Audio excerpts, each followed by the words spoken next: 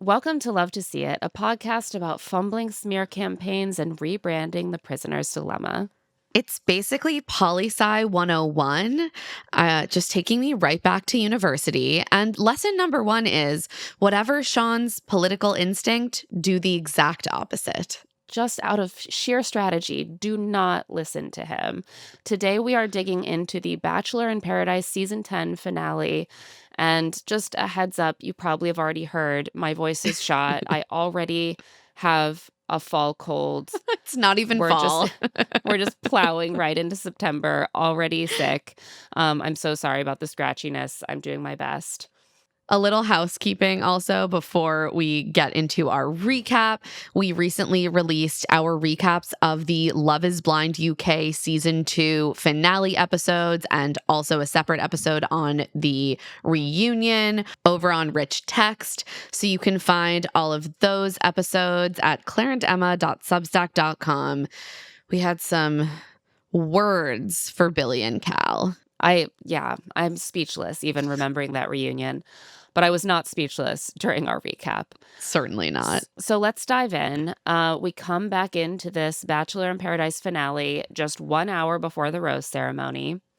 And the wheeling and dealing is underway because Kathy and Keith, the Goldens, not only know they're going home, they have kind of made peace with it. They have decided to send themselves home. And they're ready to enter their new role as the judges, the tiebreakers, the swing voters, the Joe Manchins. And they basically sit down the couples who are up for the vote and are like, lay it on me. Why should I keep you? I was fascinated by this, especially the fact that Kathy very openly tells them that the way she's weighing this decision is the money. Like, who needs the money? And I mean, to an extent, I understand it because I think that Kathy and Keith are looking at these couples and they really like all of them and they believe in all of them. So it doesn't really make sense to judge whose connection is the best or who's the most serious. So instead, Kathy is thinking like the practical mom she is. She's like, who is in debt? Who needs this financial support? Like, you'll all date after this. She's a utilitarian, and there are limitations to that school of moral reasoning. But I think in this case, it makes a lot of sense. The problem is that Alex and Andrew are the ones who have kind of the most clear-cut, immediate need for the money. Alex has been vocal and becomes more vocal now that money's on the line, that she has a ton of debt from her time in university, in graduate school, and she really does kind of need money to pay off her debts. Kat and Dale, Jess and Spencer, and Jeremy and Bailey don't seem to have a clear-cut need for that money in the same way. So in like an immediate way. Like they're all kind of working professionals who don't, from what we hear, have a debt to pay off that they can't pay off. And obviously it would help them all to have a chunk of change. Yeah. I've heard that Dale is some kind of like mogul of some sort, but that doesn't seem to be coming up now that they need to make the case that they need more money. So Kathy first sits Kat and Dale down and is like, I'm thinking about who would benefit most from the money. And so this cocktail party takes on the tenor of like a full trauma dump date, but with a cash prize. I started thinking of, the old TV show Queen for a Day. No. It was like a very old game show. They would invite on like housewives and they would talk about all the horrible stuff that had happened to them. And whoever had the worst story would win money or like a refrigerator. Oh my God. See, now I'm thinking about that scene in Notting Hill where they're haggling for the brownie. For the brownie. No, Queen for a Day took that concept and gamified turned it into television. Yeah, you know what? That makes sense. Of course that existed. Of course. I mean, it would seem super dystopian if it existed in this day and age. I'm sort of shocked it doesn't, to be honest. I mean, everything else is pretty dystopian, so why not I think it's also started to like work itself into other reality shows. For example, here we are on Bachelor in Paradise. We're doing Queen for a Day. Who has had the most traumatic childhood, the sobbest story? Dale doesn't have much to offer. He's just like, well, we're a strong couple. We've been talking about the future. Kat does have a trauma dump for us. She says she was raised by a single mom who worked 2 jobs, and they lived very scarce. She moved to a group home senior year because of it, and she tears up and says her mom taught her to plan for the future, and that's why she became a nurse. And she starts to cry. She says she doesn't like to talk about her childhood. She was embarrassed of it for a long time. This did make me really sad. Yeah, and she wants a nest egg to start her family, so she doesn't want her kids to struggle like she did. I was really struck that it seems like this was Dale's first time learning this. I know. I was really struck by that too. And I was just wondering whether they simply have not been having conversations of that depth, or if it's something that Kat really holds so close to her that she didn't want to address it at all, or that she normally doesn't talk about it at all until there was like a clear reason for her to address it. And this is like the kind of thing that she and Dale were kind of gesturing at early in the season. As like, we need to talk more about Kat's background. Maybe they even did sort of off camera, and he's struck that she brought it up in this on setting. Camera. Dale tells Jeremy that he's decided he can't vote for Jess because she and Spencer are so strong. So he's voting for Bailey. And he's like, this is tough. My heart hurts. Like, and Jeremy's not pleased by this. Fair enough. But I was actually struck by how honest Dale is. And we've seen him do this a few times throughout the season, like with Brian, where he's like, bro, I can't support you. I'm going to be voting for you. Yeah. Yeah. I mean, Dale clearly feels that this is the good friend, like, way to handle this with integrity. And Jeremy is always funny to me because he really keeps his cards close to the chest. Like, his response is very understanding. He's like, I love you. I'll always respect your decision. They're like, love you. In the moment, Jeremy is like, I feel betrayed by Dale, my roommate. He said he would never turn his back on me, and I won't forget that. But Jeremy is always kind of like playing it very even and chill to people's faces. That's kind of Jeremy's way of handling this game. He doesn't want to give out that information. Yeah, but then it will come back around later. Don't you worry. Right. He heads off to whip votes against Dale and Kat. And he already was in an alliance against Dale and Kat. Like, Bailey, Jeremy, Alex, and that's the Andrew thing. had already kind of agreed to be a coalition. Wasn't he planning to vote against Dale? It seemed that way. But he's mad now at Dale that he was doing the same thing. Maybe he was also open to voting for Jess and Spencer. And he was hoping that he could get... Yeah, that he maybe, could get but, like, Kat and Dale. Strategically, that didn't seem like it was going to work out because I think all of the couples seemed to kind of agree that Jess and Spencer were unlikely to be targets. Right. I don't know. At this point, he is trying to pull on all of his strings. Like, he's like, I have friendships all over. I got to try to split some of the couples. Like, I'm really close with Spencer. Unfortunately, Spencer says he and Jess don't want to split their vote, and he doesn't want to vote for Bailey, but that's where Jess is leaning. I thought this is like the only time we see a guy say, I think I have to vote a certain way because my partner is. We see the women saying that a lot. Of course it's Spencer. Spencer's like, I am comfortable with letting my lady lead sometimes. We're equals. Yeah. So Jeremy is now really feeling the pressure. He sits down with Keith and Kathy and with Bailey to deliver their sob story. And Kathy says she wants to vote off a couple that doesn't need the money. Keith says, well, for him, it's really more about a relationship that will move forward, and the money is just a bonus. So Bailey kind of focuses on how strong they are as a couple. She's like, we've chosen each other every week. We both have goals and aspirations that the money would help with as we like build a life together. And Jeremy agrees. And Kathy tells them that they really remind her of her and her husband, which really touches Bailey. And she like starts to tear up talking about her late husband. Yeah.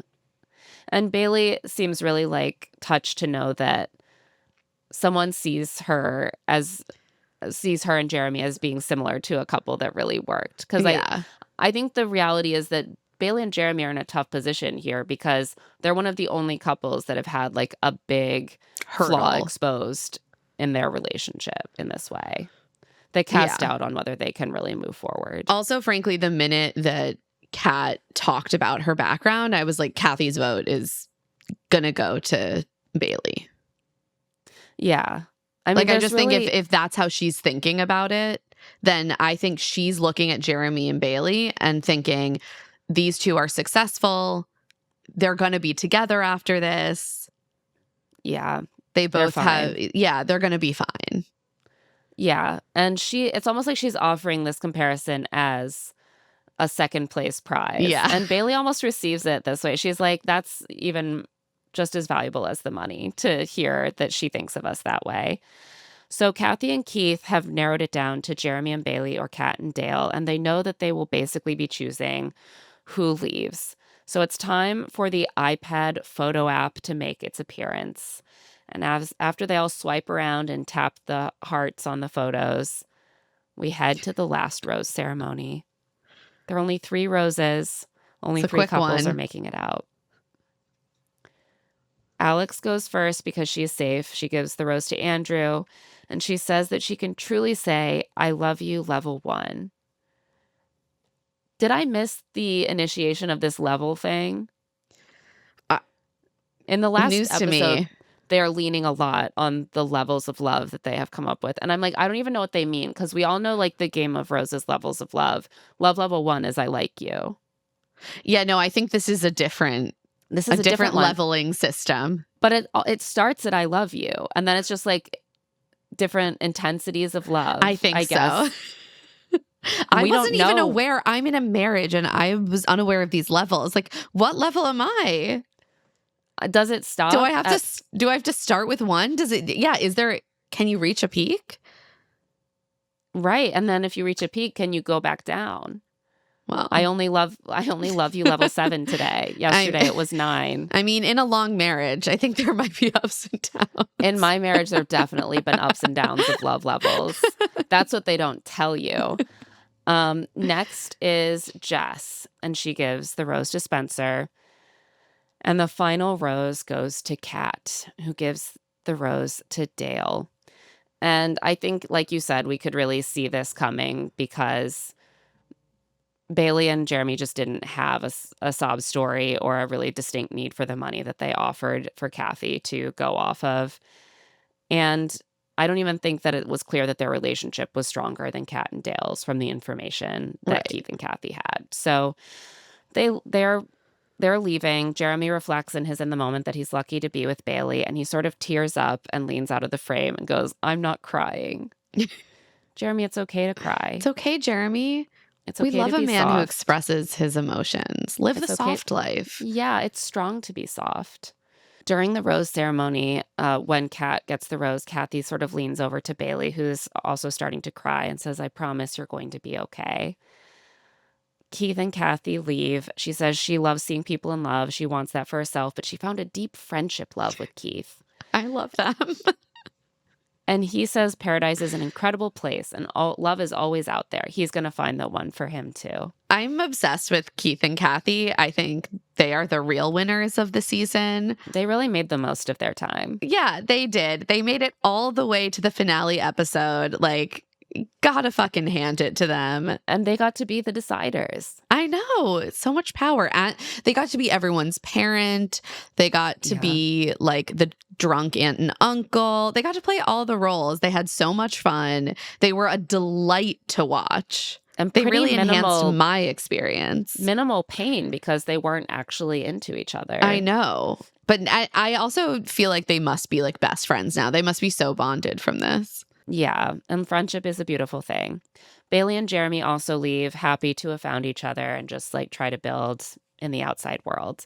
And after the rose ceremony, Jessie tells the final 3 couples yet again that everything is about to change. Everything. And on that note, we're going to take a quick break. When we get back, we will find out what's about to change. And we're back. It's day 20 at the Hotel Azura. Over breakfast, Kat tells everyone that she's thankful there weren't as many toxic men on her as on her last season. And Jess is like, yeah, I feel like the only toxic guy was Shawn, and he was on your last season. They sent their toxic guys over to this season. We don't want them. I thought this was funny because to me, I thought there were more toxic guys than Shawn. But they're all friends with like Brian, I thought was being pretty toxic. Yeah, Brian has some real toxic tendencies. Yeah, but Jeremy, I thought was pretty toxic, but they're all friends with those guys. So they're like, that's not toxic. Look, that's actually everyone can be toxic. 100%. Jesse arrives and tells them to get their bathing suits on for their final relationship test. It's going to be a physical challenge, which is like kind of an interesting way to end it. Like, the couple who deserves a bunch of money is the strongest one physically. And Alex is worried because it's physical, and they stopped working out days ago. They like immediately started losing muscle mass. I mean, it does happen quickly. Alex and every I time I don't work out for like 4 days, I'm like, I can't move. Well, Alex, I have a different philosophy, which is that if I worked out in the last 3 months, I'm the fittest I've ever been in my life. It's only at that point that I become sluggish. These people operate on like a different level of fitness than we do. Like we can't possibly understand. I mean, I never actually get fit. So for me, it's all about feeling good about my frequency of working out. And I feel like if I did it pretty recently, like within living memory, then I get to count that. That's I agree. A back pat for me. The I couples just loved the way that all of a sudden they're all the couples are like, yeah, I fucking pumped iron yesterday. Like, let's go. Yeah. My back. Yeah, all the men are just like, my back is like so fucking strong. Like, it's like I can do anything. Kat and Dale are putting on sunscreen, being like, we're the fittest, right? Yeah. We're so fit. We're so strong. Like, we can do this. We're so focused. We're the strongest couple. I was like, imagine having that level of confidence in your athletic abilities. I've never experienced it. I mean, he was a professional athlete. I do feel like if I was doing a spelling bee challenge, I would feel really confident. Yeah. And if I lost, it would be like, mortifying. No, I actually really did feel for Dale. Yeah. I mean, but the thing is, like, this is Bachelor in Paradise. They all work out to some extent. They're all like pretty athletic. Like, Kat's like, we're both athletes. And I'm looking around. I'm like, I'm seeing a lot of like taut people with big shoulder muscles in this also, group. It's different physical challenges are going to play to different strengths. That is true. They're not all created equal. Like, this wasn't like a football challenge, I mean, also, he is in his late 30s. And I was thinking been a pro football player for a while. I was like, Dale, look, I get it. It's really hard to begin the aging process. You're just behind me. It's tough. This is called the Weight of the World Challenge, and whoever wins will move directly into the final round. And of the remaining 2 couples, there will be like another hurdle to get into the final round. They're going to be sort of harnessed over the pool, standing on platforms, while also holding up via like a pulley system combined weights calculated from their body weights, like percentages of their combined body weights, which will increase over time. If one partner gets tired, the other person in the couple can take on more weight, because it is kind of like they're each holding one end of the rope that's holding up the pulley. Right. So people can like take a little break and the other person can take on that weight for a period of time, and then you can kind of clock back in. But it's confusing to explain, and that's why they have to have stand-ins actually showing. They have to have demos. Right. They have 2 interns or production workers or demonstrating SAG actors. Who knows? SAG actors. I mean, it helped me, but I think it was, despite being complicated and confusing, it did add an element, all the complications of like, this will show whether they can work as a team. Like, are they going to be able to trade off weight and give each other breaks when they need it? Are they going to be able to really strategize together? And basically, if they drop the weight, or if the weights fall too low that they cross a red line, they'll be dropped into the pool and they're eliminated from the challenge. And this is when Dale's like, my back is strong as fuck. Like, I can do this. And Kat's I was like, but what about I'm your wrists? Athlete. Because there's a lot of wrist strain in this exercise. Yeah. And it is an endurance challenge also. Like, this isn't just about quickly lifting a weight. They are standing on these platforms, holding the weights up for 10, 15, 20 minutes.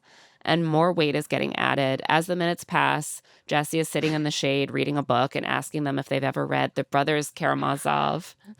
And they're like, we're on Bachelor in Paradise. Like, what do you think the answer? Please, Dale only reads texts. we've read the 5 love languages, maybe. Maybe. Dale has read texts from his girlfriends about the 5 love languages. And at first, Kat is calm and proud of her Pilates strength. She's like, this barely feels like anything. They're all like really hanging in at first. Andrew, however, is a little bit intimidated. We have a clip. You might be in trouble. You got big old Dale and big old Spence. Feels like you're going against 2 gladiators, but people forget sometimes. I was a stud back in college. I don't think that's left yet. I'm only 30. I love Andrew. He was a stud in college, and that was only 8 years ago. How much muscle mass like, can you have lost in 8 years?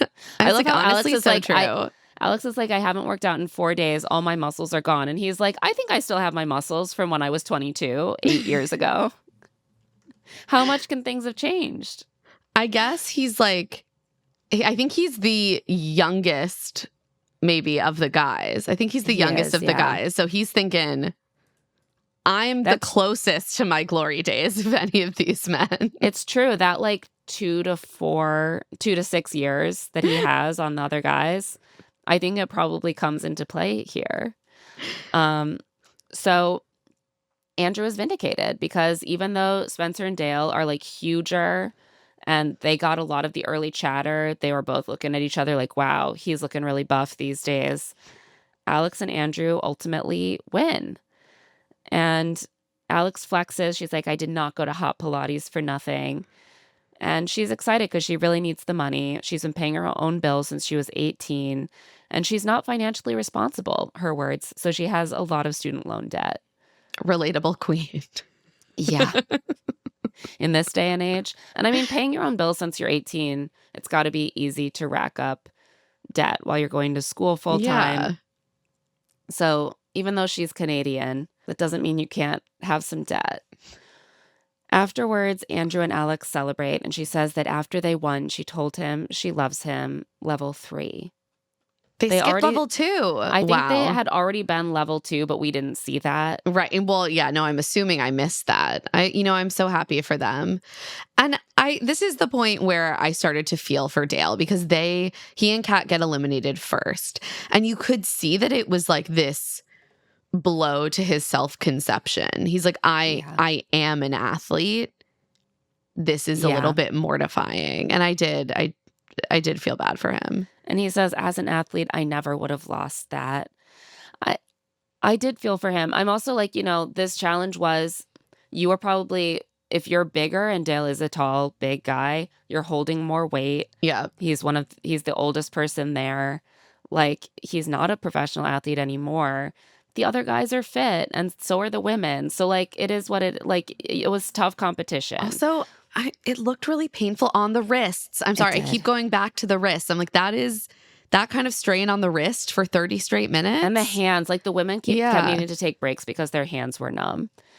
And no, that's tough. I think also it's a blow to his hero complex. Like, he was very much like, I'm going to take this challenge on my strong as fuck back, and I'm going to carry me and my heroine, my princess, into the finale. And he didn't. And that is something that he really struggles with, as we know. But Kat shows up for him in this moment. She's like, look, I know you did your best. It doesn't matter. We have each other at the end. We're all good. And he's like, okay, we're side by side. We're strapped in together. It's kind of kinky. Is it? What? When I think of being like, side by side and strapped in, I'm thinking of like, you're in a car or like a rocket ship, a roller coaster. No, Dale's Why are you thinking side of by rope side and play. strapped? But then one of you has to be not strapped in, or you're just next to each other. He's reaching. He heard straps and he's thinking ropes. I just think one of you has to be unstrapped in order for anything to actually happen.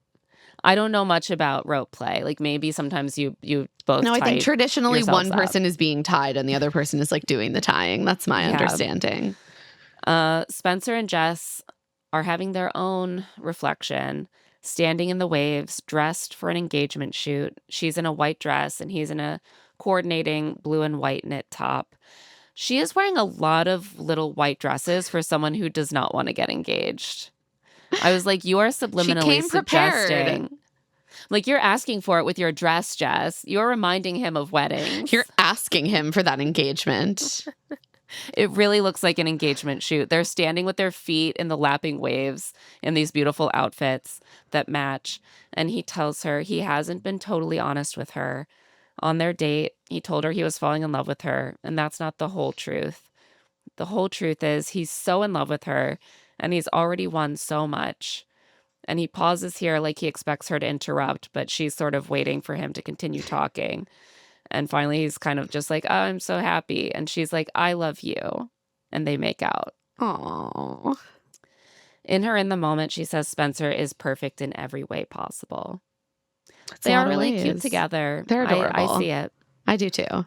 Cut to Spencer going ring shopping in a wild thunderstorm. I like how they don't even pretend that it's a possibility that anyone else will be doing ring shopping. They're like, it's clearly only Spencer. Yeah, it's simply not on the table. But Spencer probably put in a special request, like, could you get me a box of rings, please? Yeah, and they're like, Neil to. Lane does not have the time to come, but Jesse will be standing in. Can you imagine them being like, oh, did we even budget for rings? We had this cash prize. Like, we kind of didn't think anyone would want to get engaged unless we were making them. Like, okay. Neil Lane had not cleared his schedule. He's sitting in, it's like after dark now, suddenly. He's sitting in this little room in the hotel. He's like, Jess checks every box I have for a wife. And then suddenly there's a gigantic crash of thunder. It appears to be like next to the resort. He's like, that's crazy. That's not a good omen. And then the power temporarily goes out. The bad omens are during stacking his in the up. moment where he's talking about how it wasn't a good omen, then the power goes out. He's like, oh my God, another bad omen. Anyway, I'm going to plow ahead. Here's Jesse Palmer, our new Neil Lane. He is there with a briefcase full of engagement rings to show the selection to Spencer. How can he even choose a ring when he doesn't have an expert jeweler there to walk him through the different shapes? You know what? It is so difficult. Only Neil Lane can describe the beauty of a Neil Lane ring. The expert hand of the craftsman, the artist. Exactly. But I think Spencer does a great job. He seems to choose like an emerald cut diamond flanked by two little emerald cut baguettes set on a very thin gold band. I thought it was beautiful. Yeah, and very classic. Yeah. No, I agree. And he seems like someone who has maybe had like a Pinterest board of engagement rings he hopes to give his future bride. I guess, to be fair, he literally has proposed before. He has proposed before, but also like he seems like such a wife guy in waiting. He's like, when will I get to be a wife guy? When will I get to choose a ring? Time for the cocktail party. It's so weirdly empty with just 3 couples left. It's always interesting which benchmarks you have to pass for the cast to feel threadbare, and I think going 5 to 3 really did it. Oh yeah, 10 people still felt like there was room to mill about. Only 3 couples, you're looking around like, oh no, there's so much empty space, which is why I think they chose this cocktail party as the point in which all of the eliminated couples have to return. They're like, this is too weird. We need to fill the bar. It's not really a cocktail party. It's more like a triple date at this point. Yeah. Like, more than 3 couples is a party. 3 couples is like a triple date. And Alex and Andrew are feeling great. Because, of course, they are guaranteed to advance to the finale because they won the challenge. But the other 2 couples' fate is going to be determined by some surprise guests who stalk in pairs looking glamorous. It's the eliminated couples. So enter the jury of peers and or Parliament of Paradise, which they have decided to go with Shawn's branding for a lot of this. It's Jonathan and Leia, Jeremy and Bailey, Shawn and Allyshia, Brian and Parisa, Kim and Faith, Gary and Leslie, and Keith and Kathy. I was happy to see the eliminated Goldens again. Yeah, it's nice to have that energy back on I the hope screen. that all of them have been able to like really relax, get some good room service, and have a nice time in the hotel. I was sort of like, I thought they were sending everyone home, but I guess they kept just the couples at the end. Yeah, I think that they sent people home in that first half of the Right, like season. Susie went home. Yeah. The singles did not return for this, so they were just keeping the couples. And Shawn is not only back, he is ready to make good on his fury at Kat. I believe we have a clip. I got stabbed in the back by basically the entire beach. Wow. Some people that are still here have been navigating and moving in the shadows, not being up front. They've been lying, they've been deceiving people. I'm carrying around the nuclear codes. Oh, shut up. And I'm just waiting for them to launch and blow up Paradise, and I don't think it'll ever be the same. What a metaphor. Yeah. What a metaphor. He's carrying the nuclear codes. He's just waiting for them to launch. You're Do the they one with the launch on their codes. own? I thought you have to launch them. He keyed in the codes, and now he's And now waiting. he's waiting. Okay, yeah. I guess. And I guess there will just be complete devastation of everyone, including him, because he's Yeah. not seeking shelter. Yeah, Actually, that's sort of what happens. that is accurate. I don't think that he thought of it that way. I think he thought he would be somehow immune from the wreckage. I think like this was just like a chilling metaphor for this moment because I know. really don't like to think about who is carrying the nuclear No, codes. that's all I was thinking about. and what petty reasons might lead that person. Like, I'm mad at To launch Kat them. for not being a good friend to me. I'm going to blow up the world. That is Right. essentially the tenor of the current political state. 100%. Jesse explains that the eliminated couples will get to decide whether a second couple will be joining Andrew and Alex in the finals. If they do vote in another couple, each final couple will have the chance to win $250,000. So I guess if only Andrew and Alex were to advance, then they would have a chance to win the full 500. Right. That is not explicitly stated, but like presumably. Each couple has the chance to kind of state their case to the jury. And at first, the vibes are good. They're actually having Yeah. a party now. Everyone's really excited to see their friends again, updating each other about their relationships. Alex is talking to Kim and Leslie and Leia about the fact that she has triple-digit student loans and she'd be able to pay them off if she wins the money. And she starts I think she sleeping. means six-figure student loans. Yeah. I mean, if I had $950 worth of student loans, I would find that daunting as well. But Dale isn't pleased. He doesn't want to beg anyone to vote for him. He clearly was not looking to have this exact kind of challenge. Plus, I have to think that he knows that there are some people who have a little bit of ill will towards Kat, Right. and specifically Shawn and Allyshia. Also, frankly, no matter who you are, it's a little bit rough to go up against Spencer and Jess because Yeah. everyone seems to agree that they are like the fated golden couple. Right. That's the thing. You're very unlikely to win against Spencer and Jess in this sort of format. And so I think there was probably a hope that there would be a challenge that they could just somehow win through knowing more about each other or doing better on some sort of strategy or something. And instead it's like convince people that you're a better couple than Spencer and Jess. How are you going And to do Dale's that? just like, I am allergic to this. I don't wish to. Yeah. Bailey tells Jess that she and Jeremy got to go to dinner in town after they were eliminated and they made things official. I genuinely loved that. There's something so nice about hearing about something that happened off camera because you're like, oh, Yeah. that's real. It was also like after coming off of this Love Island season where everything in the villa was treated as sort of fictional. And then they get out and they were like so committed in the villa. And they're like, well, that's the villa. That's fake. Like in real Yeah. life, we're casually dating. And I'm like, okay, like I get it. It is a different scenario. It's heightened, but it does make it feel like what we were watching was all completely put on. Yeah. And so to see a do- relationship progress naturally it's super off camera nice. is sort of wholesome. And definitely by the end, I was very much believing in Bailey and Jeremy's connection. Like whatever criticisms we had for like decisions that were made by Jeremy, I never thought that he wasn't actually into Bailey.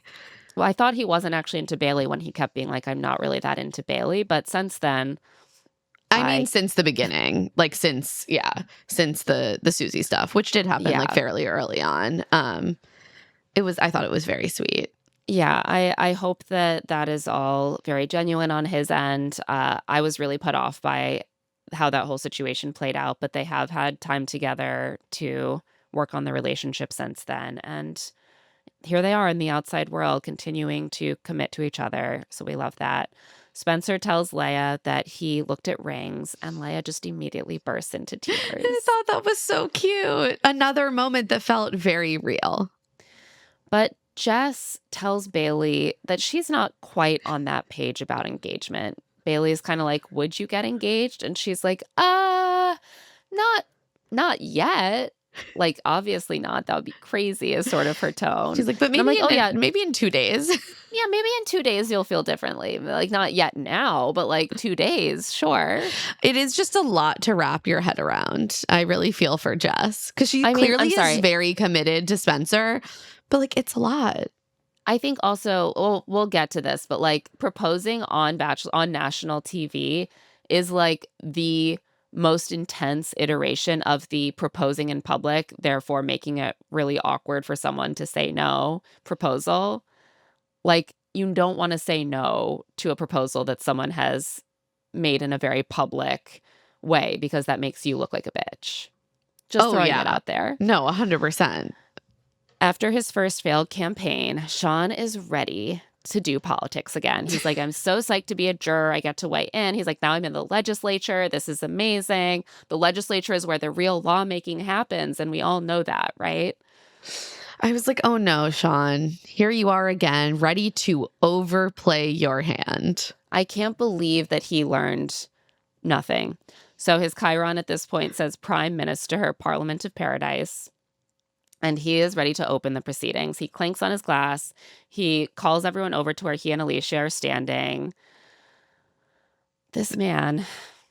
He is just drunk on his power. And everyone is like, why is Shawn leading a conference? I thought I was at a party with my friends. Yeah, we're just like having chit chats. And why is Shawn making announcements? Like, he's not my camp counselor. That's Jesse. Jesse's the head counselor. Wells and Hannah are the CITs. Junior counselors. And Shawn is like, I don't know. Shawn is like a kid from a different camp. Yes, he's like, he doesn't even go here. Yeah, like, why are you making an announcement? Like, I don't understand. It's not your role.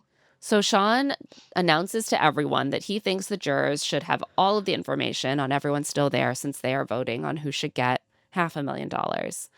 He says he was upset after he got home and felt backstabbed, even though all that matters is leaving with Allyshia. That's why clearly not. That's why you're so incandescent with rage still. I just did think this was so funny. He's like, yeah, I don't want to take away from the fact that we did say that we were leaving out of principle for love. So to be clear, we won with each other. Yeah, the whole closing speech that was very much like, we don't want money to come between the things that matter more, but I do hate all of my friends now. They're bad people. But at least I have this new guy I just met. That's what matters most. But seriously, we're so mad. He says that he was able, after leaving the show, to make some phone calls and get some information, and it has to do with Kat. At this point, the camera cuts to Jeremy, whose eyes are so wide. He really looks like that, like, eating popcorn meme. And his eyes are, like, darting back and forth, and he's, like, he's got an open mouth grin. Yeah, it's pretty good. He's like, there's crazy drama happening, and I am in no way involved. He's like, hell yeah, this is so great. Doesn't have to do with me. He brings up that Kat denied that they were friends. I personally can't believe that he keeps saying this and that everyone keeps saying this when even the flashback they use shows him asking her specifically if they are better friends than the other people there, not if they're friends. I do think something that Shawn did is that he phrased this in a very odd way so as to force Kat to be like, you're my bestest friend ever, ever, ever. Right. I'm sorry. Like, Shawn, it does seem like they're very good friends. And here's where it becomes relevant that I did finally listen to Allyshia Me too. on the Vile Files. It sounds like they were very close. They spent holidays together. He was like texting with her mom. Like they know each other very well and are Yeah. close friends. So I I get do have some empathy for Shawn feeling like Kat was discounting their prior friendship. I do Totally. understand that. However, that being said, I have been many times in my life in a position where I wanted to be someone's best friend, but had to acknowledge that it was not really my right to demand that they rank me over their other friends.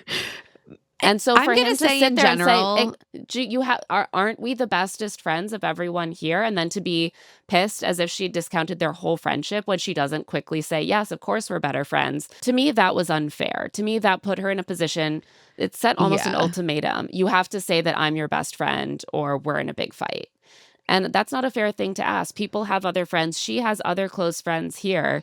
Maybe you think that you two should see each other as better friends than that, but she has the right to have other friends that she sees as being on the same level of closeness, or even to start to feel closer to other friends. She's allowed. That's the thing. I just think in general, it's not a great friendship tactic to demand that your friends do rankings. Right. And that you be at the top. It Once just you demand to sucks. be the friend who's ranked at the top, you are not going to be the friend ranked at the top. Right. Either they can offer that to you willingly, or you just accept that it's not coming. That's it. So putting that aside, he says, even though she said we weren't friends, we do have mutual friends, like her ex. And we have a clip of what he says the ex told him. Kat, you denied that we were even friends. Do you think that we're better friends than other people here?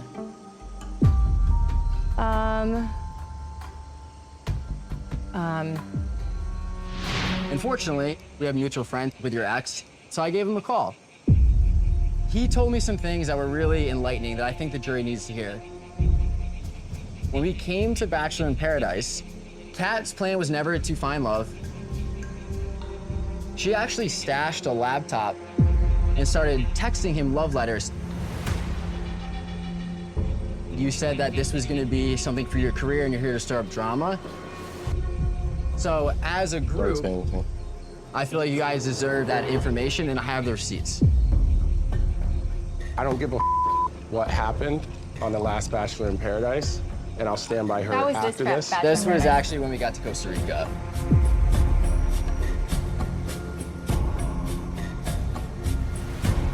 Well, I'm standing by her right now. It is kind of incredible how Dale like hears this in a way that is easier to take in, which is she did this in the past. And they're like, no, we mean when you met her. And he has, for like 5 seconds, he's like, I don't know. And then he's like, no, I'm standing by her right now.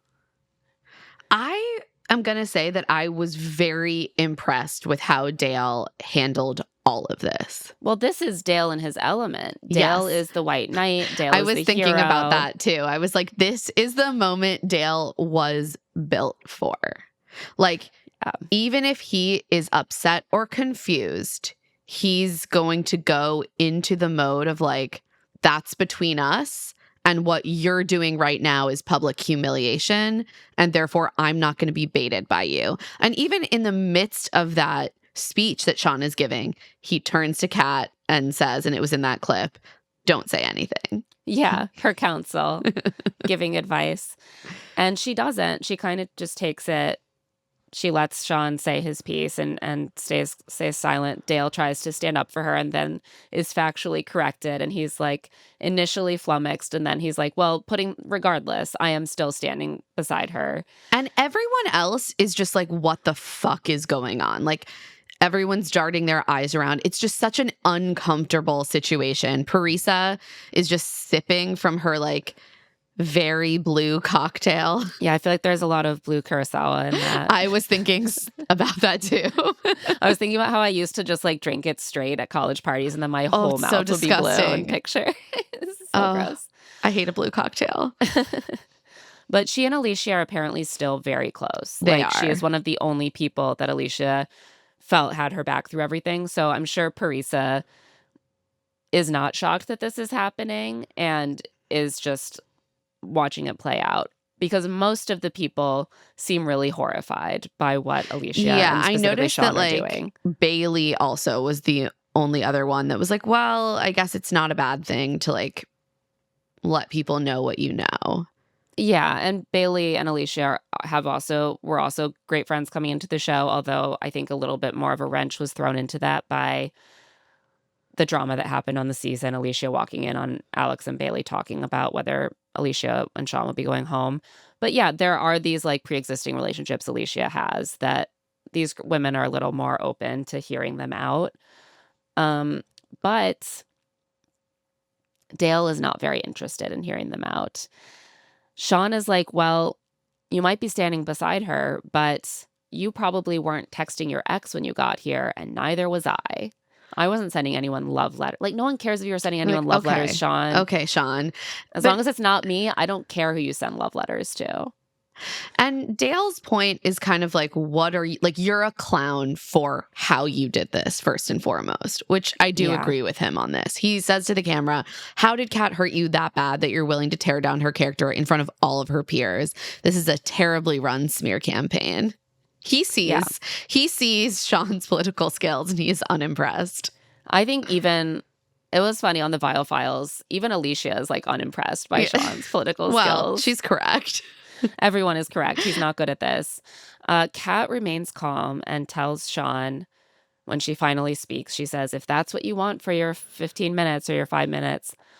But Allyshia responds and is like, well, we wouldn't be saying this if there weren't receipts. Again, I'm like, where are the receipts? Will We don't see them. Will they be shown on the at some point to be on YouTube 2-part Bachelor reunion podcast special? Well, we know how this goes. People come with binders of receipts and then they just look insane for having a binder of receipts and they don't really get dug into. So edit them carefully. Maybe have a text or two on your phone in your cleavage that you can pull out. Yeah, take a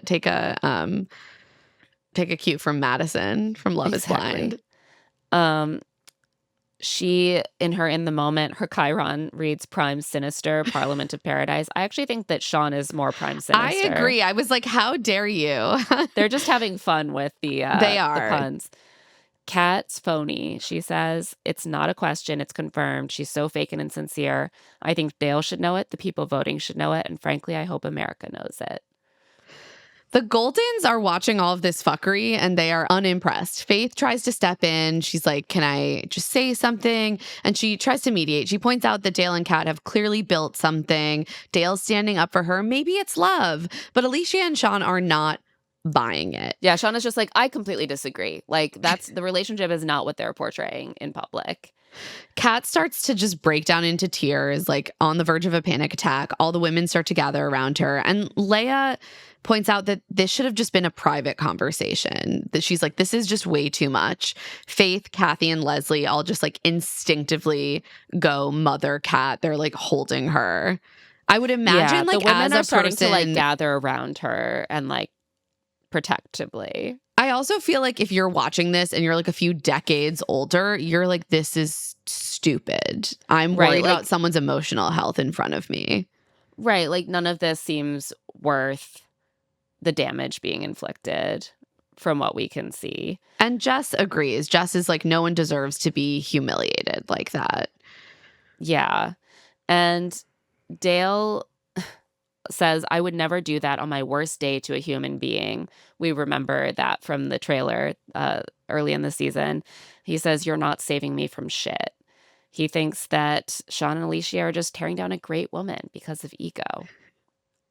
And this is where Allyshia gets to deploy her line: cry, deny, lie. The 3 things she thinks that Kat does. And she's like, that's a round of applause for the Emmy Award winning actress, Oscar winning performance. I mean, wow, Kat's winning so many awards. You can't contain this to one awards show. She's going to get her EGOT just from this episode alone. I don't know how they're going to figure out a way to give her a Tony for this, but they will, because that's how good of a performance it was. After this, Shawn and Allyshia, smiling gleefully, are like, so can we go back to Tampa now? I'm like, please, I wish you had already gone to Tampa and stayed there. This is so ugly. Okay, so we need to discuss this. Do we think that Kat was just playing the victim? Do we think that Shawn was doing public shaming for revenge? Was there a better way for him to have deployed this information if he wanted to? Because that is what I was thinking about throughout this. Like, it seems that perhaps there is some truth to what Shawn and Allyshia are saying. I listened to Alicia's interviews. We also do see later in the episode that Kat kind of owns some of this to Dale. So my thought was it necessary to do this sort of like public style humiliation? And is that the thing that ultimately completely shoots all of Shawn's credibility? Yeah, I do think that Kat, there is a little bit of something that rubs me the wrong way about Kat that comes out here, which is that when she's kind of getting the worst of it in a conflict, she does kind of turn on the tears. She does kind of go to like, can you believe they're doing this to me? I'm so sad now. It's not fair that I'm being hurt in some way. I do feel like it's a little bit of playing the victim. Yeah, which deflects from the fact that like it seems like they were telling the truth, at least to some extent. And she doesn't even actually deny or lie. She just cries here, and everyone feels bad for her, right? Everyone feels bad for her because she's crying, and we're not thinking too much about whether. But also, I feel like true. People are feeling bad for her because Shawn is so cruel in his delivery, and he's so gleeful about the emotional fallout that he is causing. And I think something that he could have done is gotten this information on camera, but in a private conversation, either with Kat or with Dale or with both of them. Yeah, 100%. I personally think that the strategic way to play this was to confront Kat. Yeah. And then tell Dale. I agree with you. Like, there is a world Kat in which and be like, if you don't tell Dale, I will. I'm going to. Right. Like, hey, I knew about this and I thought that we were such close friends that I decided to compromise my own morals or whatever and cover for you. But clearly you didn't value that friendship. So I can't in good conscience, let Dale move forward in this relationship without knowing the truth. But that is not the tack that is taken. Instead, Shawn is standing up there being like, I'm doing revenge. Everyone look at me. I'm doing revenge. And I don't care if I emotionally destroy this woman because revenge. And it just makes his case so deeply unsympathetic in every way. Right. And you could have still, if you wanted the jury to know, guess what? If you confronted her about this, if you told Dale, everyone would have started to trickle out. People would be asking questions. Suddenly everyone knows, or a lot of people know, if you want to taint the jury pool a little bit. But it would seem more plausible that there was some level of principle involved in what he was doing. It would come off as a decision made with more integrity as a former friend of Kat's to be like, I want to confront you about this.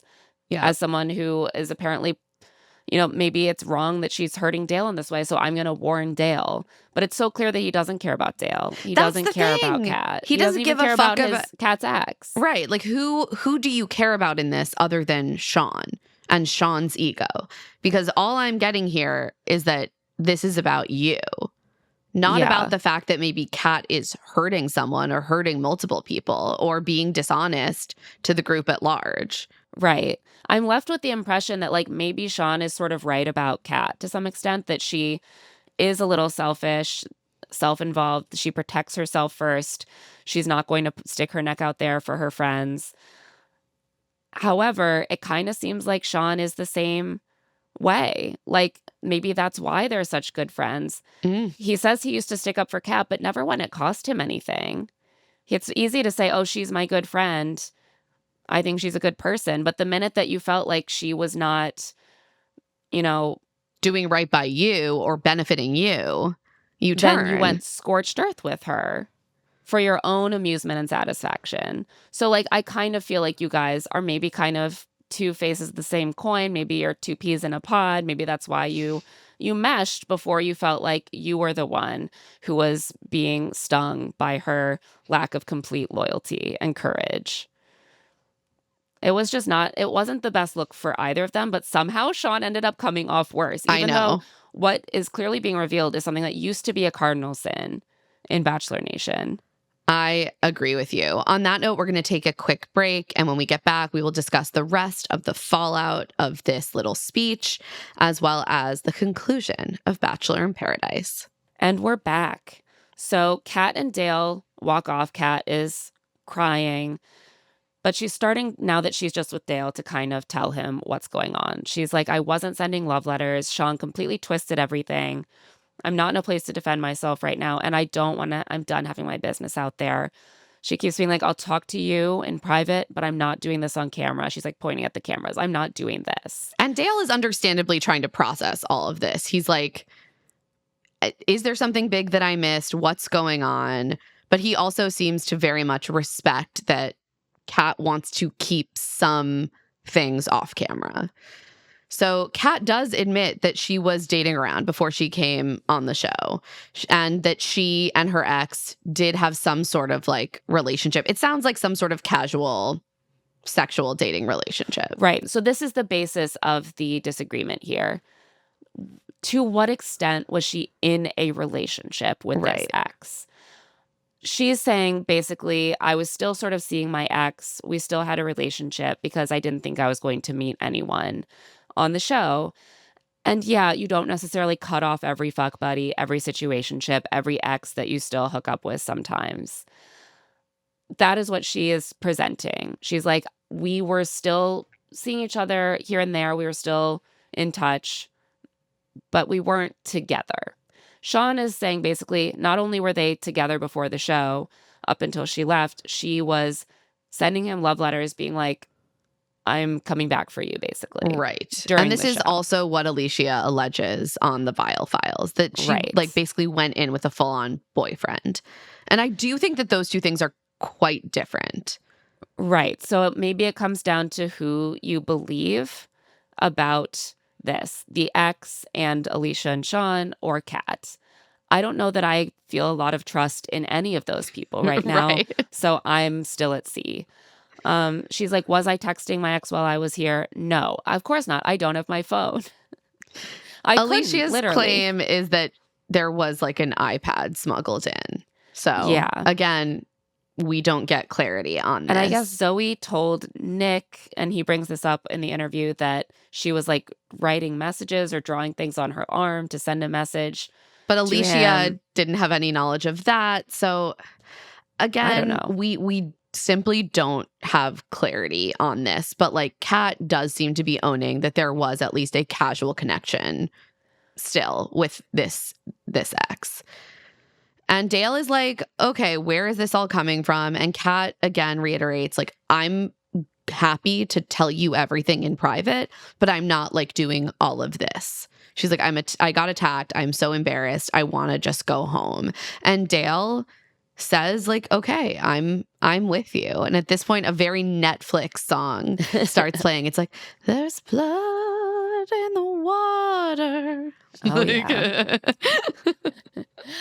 Back with the group, the shockwaves are still rolling through, and there is like an incredible exchange between Leia and Shawn that I think we just have to listen to. She's having like a mental breakdown. Like that was just a lot. Here's the thing. I do not care at all. At all. Here's the thing. If you're gonna take shots at me, don't miss, because it might come back to haunt you. I am not gonna be embarrassed like that. Have that freak talk that. I'm getting my chips and snacks and popcorn. I'm just gonna sit back and watch and see how things unfold. I'm done. I'm gonna do this. I'm gonna feel attacked again in this show. Okay. What is he doing? Does he want people to take Kat's side? I guess. I mean, again, just the lack of presenting yourself as a sympathetic narrator is such an error here. I'm sorry. Even if you think someone did something wrong, you should care if you're causing a mental breakdown. Like, you shouldn't want anyone to have that. It makes it seem like you're not doing this for the right reasons. And you could say, like, you know, I think that what she did was wrong. I think people should know, like, she's hurting people. But to be like, oh, she's having a mental breakdown, I don't care at all. At all. At all. Why would I care about that? That makes you look like unkind, cold. You want people to feel like you are doing this regretfully, reluctantly, out of a sense of principle, not like you are a vindictive piece of shit who doesn't care what kind of suffering you cause. And he's like, no, to be clear, I don't care. I'm gleeful. Like, this is where his political instincts just, I'm like, are bad. What?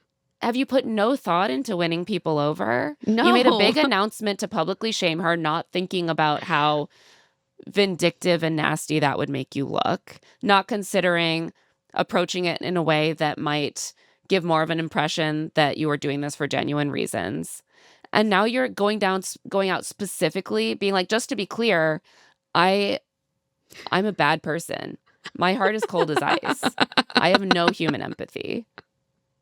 You're not even going to be like, oh, she's just pretending because she got caught. He's like, no, she's having a mental breakdown. I don't care about that. No one likes that. You look bad. Like, I don't care how justified you think you are. No one is going to be on your side. It's just like not a cute look. Meanwhile, Kat, as we heard, is totally breaking down, taking off her mic pack. And the Goldens are milling around, very unimpressed by Shawn's antics, very disgusted. Gary tells Leslie that was a total lack of respect for Dale and his girlfriend. I was like, Gary, her name's Kat. And she's kind of the main character of this whole thing. It's actually about her. He's like, first and foremost, a total lack of respect for Dale. That the woman attached to him was called out in this public way. Like, how dare you? She belongs to someone else. Okay, Gary. Faith and Kim are chatting, and Faith is like, I just don't know what the purpose was of Shawn doing that. And Kim knows. He says the only purpose was Shawn saw some benefit to himself. Yeah, I'm like, it's just funny because Shawn thinks he sees a benefit to himself, and then he executes it in the most ham-fisted way where he actually hurts himself so badly. It's honestly comical. It's comical. Like, how can you be this inept at reaping the benefits? Like, Kat, again, we haven't really gotten into this yet, but this did used to be a complete reputation ender in the Bachelor world, to come in with a lingering relationship, even if it wasn't fully committed. Or even if it was someone who was also coming on the show, right? Like, you were supposed to come in completely unencumbered by any romantic connection. Right, like a newborn baby. You've like never had an attachment in your life. But certainly if you were maybe had a boyfriend or girlfriend or a situationship or a fuck buddy, what if you hooked up with someone 2 days before you came on the show, like poor Cassidy on Clayton's season? You would get eviscerated. You would get walked out. You would be shamed. And you would get like the scarlet A on your forehead. That's the kind of the end of your good reputation in the Bachelor space. And that was the case in a lot of shows, but especially The Bachelor, because it's so marriage minded. Like, you were supposed to come totally ready to commit to someone and with no lingering attachments. And so to fumble this reveal, that's so the thing. Dramatically, this actually should have not been difficult to roll out. And I think part of it is because norms are changing. And part of it, that is the norms of like, it's hard to get all these hot professional reality TV stars to come on the show and say you can't like date for 2 months beforehand. I also simply personally other. Do not really care if people have casual sexual connections or are casually dating before they're coming on these shows. I think there is a difference between that and like being in a committed relationship. Absolutely. And the other changing norm I was going to mention is that I think a lot of people now see it as very common and normal to have a situationship or a roster. That's a good point. Or a fuck buddy.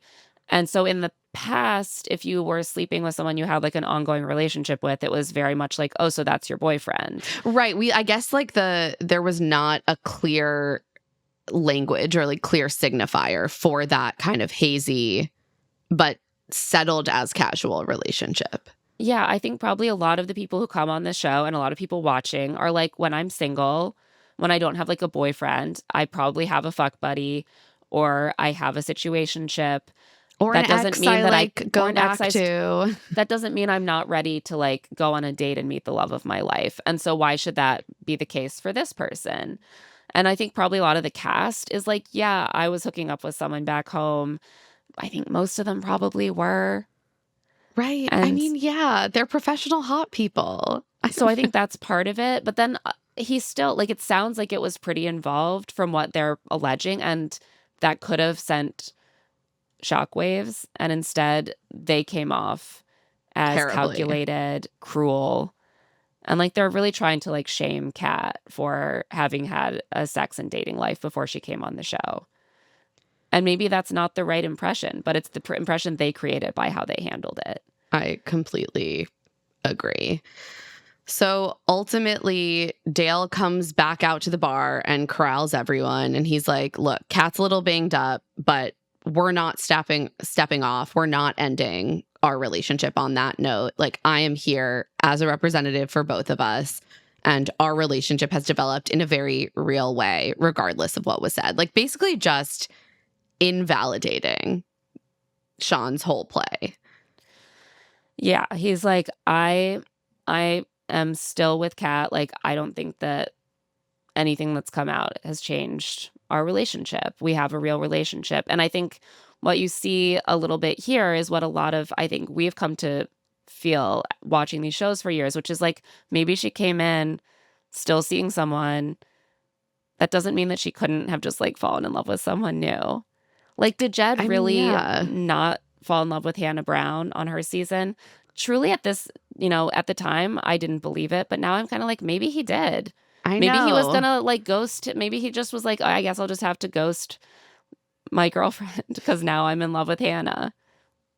People meet new people and move on. That is true. I know. And Dale's Sometimes like, well, I won. think... I believe she loves me now. So, okay. Wow. Were we too harsh on Jed? Probably. Sometimes I feel like I was too harsh on Jed. Me too, actually. Wow. They were really policing that norm very hard at the time because they didn't want people to come on for the wrong reasons, not fully available, and to have this stuff come out in the press after the fact. But it's just, as I get older and as I see more and more of these seasons, I'm like, people are complicated. And it's so true. I don't know. He just had a baby, Jed. I know. Congrats to him. Dale says that Kat writes him letters every day, pouring her heart out. And Allyshia whispers to Shawn, he's not the only one getting the letters, though. I mean, I doubt they're word for word the same. That would be crazy. That would be crazy. Here's the thing. If someone trots out texts where Kat is like writing the same letter to this guy as to Dale and then saying, by the way, I'm faking everything in my relationship with Dale and I, don't care about him at all. Right. Then I will be convinced. Right. I'm like, are the receipts the ex taking texts or assurances she gave him before or in the first week of the show? Or does he have a smoking gun from when she was apparently more committed to Dale and they were deeper in things? Those are different things. I agree. You can say she's wrong for all of that. She probably is wrong for all of that if she did any of it. But I do think there's a distinction. And as if I were Dale, I would see a distinction. Dale says, Kat's a fucking good human being. And what we've built in Paradise has been a beautiful thing. And in the moment, they ask him if he wants to read one of Kat's love notes aloud. And he usually only reads texts, but apparently he can read quite a long one. He can do it. That's beautiful. So he reads the whole thing. It says she was jaded coming in, but when she connected with him, it all changed. He fully sees her and protects her. Back at the bar, as Dale finishes by saying that they're in this until the end, everyone applauds for them. I think this is just evidence that Shawn is so deeply off-putting to basically everyone except for Allyshia in Paradise. Yeah. The reaction does seem to give Allyshia and Shawn some pause about strategy. They're like, should we have done this differently? Like gone around and whispered to people about it. And then they're like, no, we did it the only way we could have. This I'm was like, the no, best way you to do should it." have gone around and whispered to people for sure. Literally talk to Kat and Dale first, and then feel free to start like nudging along the growing whispers of like what's going on. 100%. This was dumb. This was just dumb. Like they keep doing bad political strategy and then being like, we did it with integrity by doing a bad job. Like, okay, I don't know. Yeah, I think you just failed. Like So- to this day, I feel like Allyshia and Shawn are just like mad that they were worse at strategy than the others. Like Allyshia is so aggrieved that her friends were talking about her name and like doing it behind her back. And I'm like, you were so excited to do secret alliances and backstabbing with Shawn until like it turned around on you guys. And suddenly that's so sneaky. I think the and real so lesson here cruel. is Shawn is not your political guru, and you got to do better. You got If to you're do gonna better. make a play, you gotta do it more artfully. So at this point, Jesse comes in and tells the group it's time to vote. He's like, there's been enough drama tonight. Vote and then get the fuck out of here. So everyone has the chance to vote for Kat and Dale or Jess and Spencer or no one. And the results will be revealed to the 3 final couples the next day. We see everyone kind of going up to vote, but they only reveal the actual votes of 2 people. We see Kathy vote for Jess and Spencer, and she's doing voiceover, and she's like, but I also love Kat and Dale, and I also love Andrew and Alex, and I just love everyone. She loves all of these couples are just like her children now. And we see Jeremy doing revenge quietly. Yeah. He votes for no one, only for like Alex and Andrew to move forward. And he's like, just pay him back the favor, Spencer and Dale. Yeah, a little revenge. Like, I'm sorry, Jeremy is just better at strategy. He just really is. Like, that's how you do it. You just deploy your revenge quietly. Yeah, play nice. Like Spencer said, play nice to people's face so they think you're cool. And then slit their then throat. Slit their throat. Like, I'm sorry that you don't like that, but you wanted to do political strategy and alliance building. So do a good fucking job or go home. Later that night, we see Kat and Dale snuggling in bed, and they agree that they're both sorry that everything happened. He's like, everything with Shawn was fucked up. Kat says that it should have been a night of celebration and closure, but instead it turned really dark really fast. Dale says that it really hurt him to watch Kat go through that. And Kat says to Dale that she's lying there with him because her feelings are real.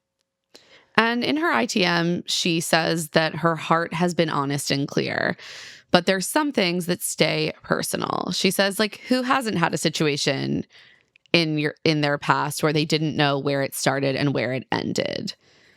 But she wouldn't do what Shawn did to her worst enemy. And she says, my side of the street is clean. I have nothing to prove. And the only conversations that will be had about this are between her and Dale. I'm very curious to hear how much more they both are willing to talk about this during the reunion. Me too. And like where their relationship stands now, because I would assume, like, if I'm Dale, I might respect that. But when I get off the show, I want all the information. 100%. Yeah, I would want a lot more assurance than what he's been shown on camera. I don't know. This whole situation ultimately, did not leave me feeling super great about Kat and her behavior on the show and coming onto the show. Like, I do think that also Allyshia and Shawn have some points that, like, Kat is unwilling to, like, stick her neck out for her friends. She doesn't, like, come at anyone in this way, though. Like, right. She's more operating by distancing herself strategically, by whispering here and there. I think that it's a smarter way to play things than the way that Shawn and Allyshia did it. But it's still, like, if you really piece it all together, it's not the most flattering picture. Also true. So the next morning is the final day in Paradise.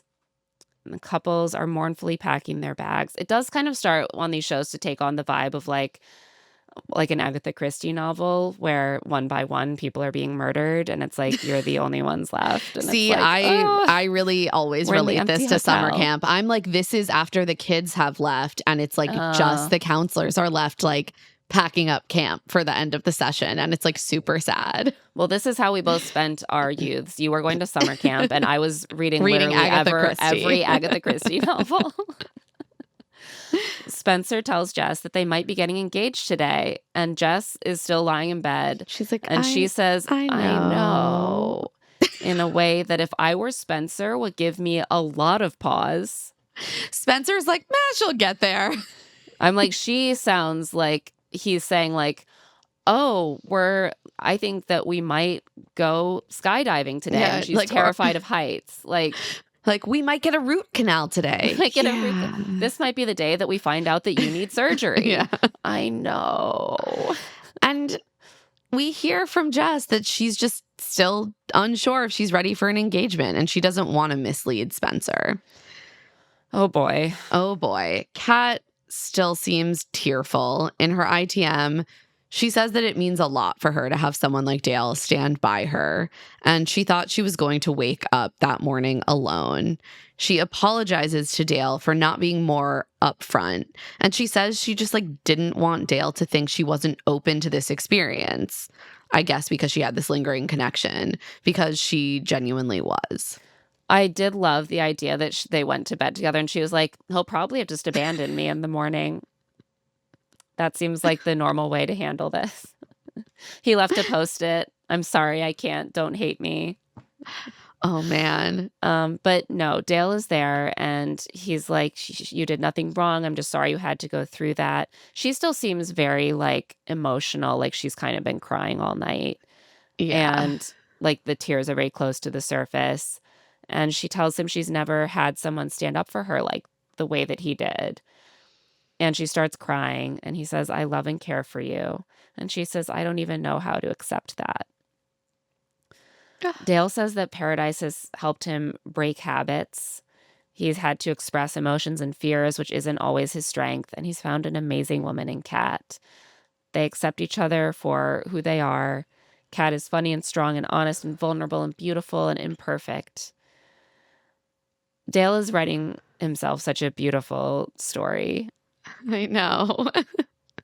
Like you wrote, this seems great for his hero complex. Like this whole episode is just like playing so directly into Dale's narrative arc. Like even with, even down to the stumble where he isn't able to save her in that challenge and is left like being like, am I really as strong a protector as I thought? But I'm vulnerable he learns not to shut down. And now he is there for her to be her hero emotionally, which is even more important. And so this is like the happy ending. The knight saves the damsel. And he feels amazing about that. Like you can really see how another kind of guy with different toxic traits might be like, fuck this, I'm out. Like I can't accept a woman who isn't like totally pure for me. But Dale is like, I can save her. I got someone I can save. I know. I'm going to say I did find myself impressed with Dale's ability to like emotionally regulate through I know. this. I was like, I don't know whether I'm impressed or worried. Yeah. Truly. I'm like, yeah, I mean, again, I'm so curious how this played out after like it filming. did make me wonder if he is fully in touch with what he needs from his partner, because he is so focused on the gratification that he gets from getting to be the kind hero. Of guy, the hero that he wants to be. And that might ultimately not serve him in the long term in relationships. If he is so focused on saving or being the hero for someone, then he's not necessarily looking for the qualities that will serve him from her in a relationship. I guess we will see how things played out. So Jesse arrives after breakfast to let the couples know that Alex and Andrew and Jess and Spencer will be advancing to the finals. I personally think that this was going to be the outcome regardless of what Shawn and Allyshia did. I do too. I was like, could we say that Shawn had a successful smear campaign? But I don't think so, because I think that Kat and Dale were kind of the obvious weaker couple of the two. And they're Yeah, I think like, that's it the would have reputation of Jess and mattered. Spencer is higher. I think it would have mattered if Jess and Spencer were the ones guaranteed to advance, and then it was a choice between Alex and Andrew and Kat and Dale. I think that would have been a little bit more of an open question. I think it was fairly clear. If anything, it left things in a place where some people were maybe, I think Jess or Spencer brought this up, like maybe people are going to vote for Kat and Dale because they feel bad. Right. That they were being attacked. And so it's not clear. It's like launching a huge smear campaign against the third party candidate that's polling at 16%, like, and somehow making yourself look really bad. You know, it's like, why did you do that? They weren't going to win the election, and you've only made yourself look like an asshole. So I still feel like they didn't succeed, but I guess they got what they wanted one way or another. So Kat and Dale say their goodbyes in pretty good spirits. They're like, we're not leaving empty-handed. And Dale does a cute little thing where he's like, you know, I'm not traditionally a cat lover, but if it's the right cat, I fall in love pretty quickly. And Kat, who also owns a pet cat, is like, well, now you've got two. And he's like, yep, I guess I'm a cat daddy. I think her cat is named Georgia. So she is a cat who has a cat with a more human sounding name than herself. So Jesse separates the couples, and he calls each of the final four up to a table with a bag of cash on it, just like spilling out, just like wads of cash strategically spilling out. And he explains that it's $250,000. The money isn't the prize, it's the final test. And it is the same structure as Bachelor Pad. They've just kind of like they're pretending it's it. not. They've renamed it. I honestly love it because I actually think it's like a great structure. It is like the prisoner's dilemma. I think it's fun. Which is a classic dilemma. It's it will never go away because it works just as well every time you do it. No, there's a reason it's a classic. Yeah. It's great. Each individual has to choose money or love. If they choose love, they'll head to the VIP suite and wait for their partner. If both partners choose love, they'll be reunited and get the prize of a genuine relationship, but no guarantee of money. If both people choose money, they will both leave with nothing. And if one partner chooses money and the other partner chooses love, the partner who chooses money will get the full $250K. Yeah, I thought it was, they were trying to be sneaky by not specifically saying that there could also be a cash prize if they both choose love. I know. I was like, well, clearly there's an option. I mean, in Bachelor Pad, it was just that they automatically got to split the money. It's a little bit different this time. Yeah, but they're kind of making it sound like you don't get money if you both choose love, but it's specifically not said that you don't get money in a way that I would be clocking. I certainly, as a viewer, was clocking it. Yeah. So like, this is, as we said, it's just the prisoner's dilemma, but they're like, no, it's the choosing love or money test. It's the choosing love or money final test of Bachelor in Paradise. It's so unique. We made this one up just for Bachelor in Paradise. So they all get time to like reflect and get gussied up for the final decision. And Andrew and Alex are up first. Andrew plays this finale so well. I was like, agree. I mean, I will say that we do have some experience with Andrew personally, and I've always really liked him. But I thought that he was so damn charming in this finale, and so like empathetic to the real, like the realities of the outside world that Alex might be weighing. Yeah, I mean, talk about the white knight or the hero complex. Like, he is genuinely like, I will sacrifice my happiness for my fair lady, and I would be happy to do that because I love her. So he talks about how he doesn't have the same financial stresses that Alex does. Could the $250,000 trump their love? He thinks maybe it could, and he is aware that she might want to choose that. Alex reflects that she's so proud to be with Andrew, but $250,000 is a lot of money. She has a lot of debt. She says, I'm so tired of making payments and nothing goes down. And yeah, this is an issue that a lot of people have. And like, if you are in debt, $250,000 could actually be life-changing money even after however, we know lump sums get taxed to hell, but even so, that is like going to be enough money that it could at least make a real dent.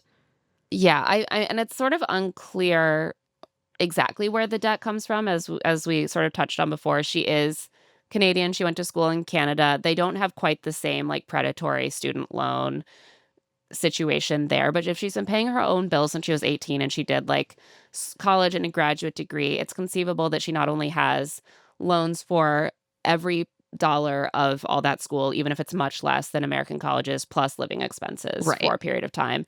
And like, if you have any private loans, that can compound. The interest can be very tough to pay down. And like, it's one thing to have a big lump sum where you can pay a chunk down at once. Otherwise, you're just paying interest. You're just paying your little payment and it's just interest. Like she says, nothing ever goes down. I feel like we should be talking about this more on reality shows where people win money. Like I know. I actually found it very compelling. And all I was thinking is like, so many people will relate to this. Right. And even like in her situation, it's life-changing to be able to do that. But someone else who didn't have student loans could take that money and put a down payment on a house, So there is this compounding. It is a life-changing amount of money. And I do think something that this show has done well is that it's made it enough money for it to be an actual consideration. Whereas like you look at something like Love Island, it's a question of splitting $100,000. Like after taxes, an extra $50,000, it's not nothing, but the reputational damage, you would lose out on brand deals to the extent that like it wouldn't make sense to make that gamble. Right. This is enough money that it might make sense to make that gamble. Right. You would genuinely be weighing that. So Andrew says that Alex's happiness is the most important thing to him. So whether she chooses love or money, he's fine with it. And he tells the camera, I just want to say that I love her. I was so moved. So Andrew shows up at the VIP suite first and Jesse welcomes him. He's like, I'm so glad you chose love. And Andrew tells Jesse that he doesn't know if he wants to see Alex show up at the suite because he knows how much the money would mean to her for her life. And he just wants her to do what's best for her. Again, swoon. He just waits there like sweating bullets and he's like, I want Alex to have the money, but I also want to have her. So like, what do I even want? It's funny they have it set up so you have to like walk up the stairs into the VIP suite. So normally we're like waiting for a foot to emerge from a Suburban. We're waiting for like the top of a head to emerge, and that's such an awkward thing that they just keep like cutting back to it once they're already halfway up showing. And ultimately, Alex, we hear before we see her. We hear her cackle. And she comes up the stairs because she also chose love. And she comes in kind of joking, like, oh, did you do all of this yourself? And there's like rose petals. And he says in the moment, I love that she's here. I do know what it's like not to be chosen. I've been on this show twice. And lest we forget, Andrew has a real instinct for the rom-com cinematic moment. We had him on the show to talk about rom-coms. Yes. He's a student of the genre. He loves a rom-com. But remember how he left Katie Thurston's season? Yes. He left her like a note that was like, I'll run away with you. Oh my God. And then they have that, she runs after him and they have like that big hug and she's like, anyway, bye. But like, this is like his second rom-com-esque end to his time on the season. He gets it. He gets what we want because it's also what he wants. Like, even if it's not true for him to say all these incredibly romantic and self-sacrificing things, I'm like, this is playing I don't care. perfectly. This is perfect. I love it. So we have a clip of a little bit of their conversation as they greet each other. Let's listen. Hey, why didn't you take the money? Why did I take the money? I mean, I know how much this was gonna be like big for you, so I just want to make sure that you had that opportunity to be able to, Don't cry. I'm happy to see you. I'm happy to see you. Oh. Although taking the money would solve a lot of my life problems, the greatest gift is to leave with my boy Andrew. So, oh wait, this is Yeah, so sorry. cute. This is so sweet. I didn't know. Baby. You didn't know? I'm just like, Oh, that breaks my heart that you were waiting. Oh Yeah. my gosh, no. Oh, wait. no, it's all good. It's beyond happiness. I'm just so excited for what's to come. This was so sweet. Like Alex is clocking. She's like, "Oh my God, you're crying. Oh my God, you were stressed. You didn't know that he's I like, was I coming." didn't know if I. He actually says you can't really hear, but he's like, I didn't know if I would see you or not. And that's when she's like, "Oh, you didn't know." No, it actually I'm like crying thinking, like I just rehearing that know. clip. I thought it was so romantic and It's so very sweet. And romantic. I really do think that these two are good people who care about each other. And like, I really felt that from Andrew in this moment of like, of like a person who understands the actual world and is like, I would have understood if she didn't show up, but also it feels so good to be chosen. Yeah, that's a really good attitude to go in with, because then you can kind of roll with it either way. Yeah. But it really worked out. He gets the happy ending, and it's like they scripted the rom-com for me. I was know. also misty. And Alex is like, I mean, if you had told me before that I would pick a guy I've only known for a few weeks over $250,000, I would have said you were nuts. But when she's with Andrew, her feelings grow stronger every day. She loves She actually that says all this to him. She's like, I love that we just keep leveling up and no amount of money can trump that. And then she says, I was going to say something else really cute, but I forgot. Oh, they're so real. They're adorkable. I think some people find the adorkability kind of grating, but I love it. I like it. I think it's a nice, refreshing thing to throw in the mix with all the really like polished. It's just a little Instagram different and it feels seductresses. true to them. Yeah. Andrew says in the moment that he just loves that Alex is herself. He finds her awkwardness endearing, just like us, and he's proud and happy that she chose him. And Alex asks him, when the hell am I moving to Chicago? Why would you want to move here? When is he moving to Canada? I'd be like, when am I moving to Canada to escape I'd be this like, hellscape? get me a Canadian visa immediately. Get me a green card. He asked her to be his girlfriend, and with that, these two are official. And she says it was very romantic, awkward, and cute, just like the relationship is. Dr. Laura is like in a shambles right now. Yeah. She has no idea what's going on. Jesse sneaks up to the suite to wish them congratulations. I love the way these couples are having these like intimate, emotional moments, and Jesse just pops up like, He's "Hey like guys, sneaking out of the what you stairwell. doing?" He's like, congratulations, you passed the test, you both chose love. And he's like, as I said, you walked away from guaranteeing yourselves $250K. However, now they get to choose from 3 envelopes, and each has a significant amount of money inside, up to $250K. Okay, so from what we saw, from like what these two couples get, do we think there was a 125, a 190, and a 250 envelope? It seems that way, Right? Yeah, like Yeah. this was the 125K is the low end, and then 190 splits the difference, Which is nice. It means that like you're not going to get a paltry sum. He said that they're all significant amounts Yeah. of money, so that when they picked 125, I was like, that was probably the lowest one. Yeah. And it was smart of them to put the lowest one in the middle. In the 'cause middle, of course, 'cause everyone's that's- first instinct is let's choose the middle one. I know. And Alex does pick the middle envelope. They get 125K, so they get money and love. The money will cover Alex's student loans. And now they get to go back to real life together for their happy ending.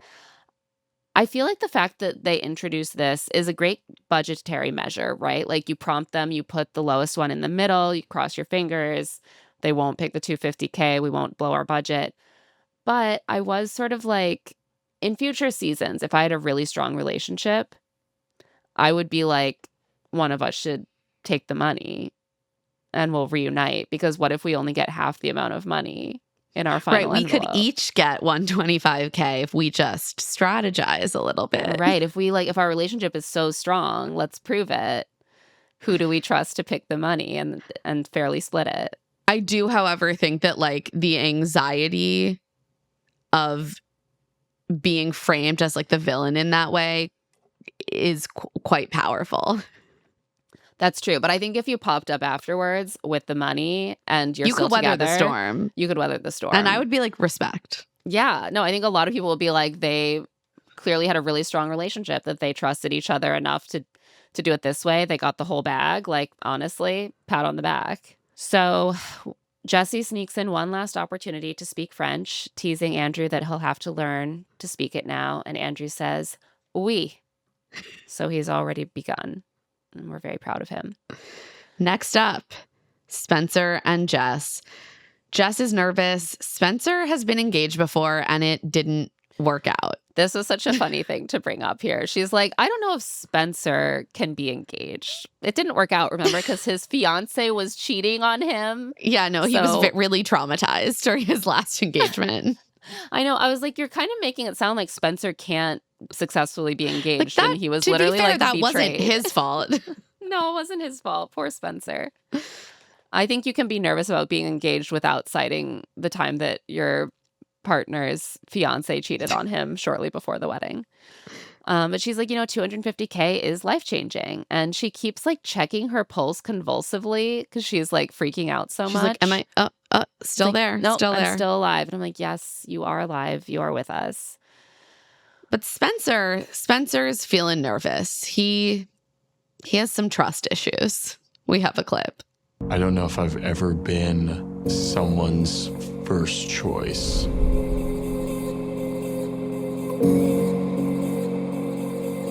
So if Jess chose money over us, then everything I know is a lie. I don't think I'd ever recover from it, I don't know if I'd ever be able to trust someone ever again in my whole life. So much pressure on Jess. I mean, I'm glad she didn't see this. Same. Because, no biggie. If you choose $250,000 over being engaged to me, I will never recover or trust a person for the rest of my life. And in fact, everything around me, this is the Truman Show. Everything around me is a lie. It's a construct to torture me. I feel for Spencer. And I understand where he's coming from here. But this was really intense. It's really intense. I mean, I feel for both of them, truthfully. Yeah, I was like, it's been 20 days. Like, please don't give her the power to define whether you can trust again for the rest of your life. I know. So obviously Spencer is choosing love. Both the boys here are the ones who are very sure they're going to choose love. Both the boys are a little bit older and more That's true. established. So I feel like maybe the money doesn't seem like quite as big of a deal to them. Plus, Spencer, again, is like literally, why am I not married to Jess already? I need to be pregnant right now. Like, I need to be having a baby with my friends. So there's that element also. That's a very good point. So Spencer keeps watching the staircase. He's like, okay, where's the top of the head? Will she emerge? And she does. And of course, she's beaming in a white dress. Like, she's like, I don't want to get engaged. I don't want to get engaged. I don't want to get engaged. What will I wear? An engagement photo shoot dress, probably. Something I would wear to my rehearsal dinner. They both laugh happily seeing each other. And in the moment, Spencer says, I'm so grateful that we were able to keep the main thing. And the main thing was love. Aren't you so glad that Sam M was a character in their engagement? His legacy is so powerful. And Spencer's like, look, I can make more money, but I can't make another Jessica Taylor Edwards. Jesse comes in as they're like nuzzling each other lovingly. It's such a weird vibe, even weirder than when he came in on Alex and Andrew, because it feels so intimate and like they are not at all expecting Jesse to suddenly be next to them. And he tells them that they can choose from the 3 envelopes. Their first instinct is the middle envelope, but they're both left-handed. So they choose the left one. Jess says, I wouldn't care if it was 25 cents. You would. Liar. Like, I'm sorry. Like, you can be happy and still care whether you have here's the 25 thing. cents or $250,000. Even if I'm engaged, I would really like to have $190,000. I'm married and have the family I always dreamed of. And what would I love to have? $250,000. Yeah. They open it and it's $190,000, as we said. So that's presumably those are the 3 amounts. Yeah. Jess tells Jesse that she manifested this because she had Spencer in mind coming in, and she does an unnervingly accurate impression of him the first time she saw him, being like, hey! I'm like, no, that does sound like She's Spencer. spent a lot of time with him. Jesse leaves, and Spencer has some more things to say to Jess. This is sort of like normally in the finale when they propose and then they're like, now it's time for the final rose. It's like, we won, we chose each other, we got money, and now we have one more thing. He's like, every room you walk into is instantly brighter. You don't know a stranger. You're welcoming to everyone. You always lead with honesty and what's right, even when it's not easy. And they illustrate this last quality with clips of them doing tantric yoga. Because even when it's not easy to do tantric yoga, she's really leading with what's right, which is doing tantric yoga. At this point, he takes a ring out of his back pocket and kneels. He asks her to marry him.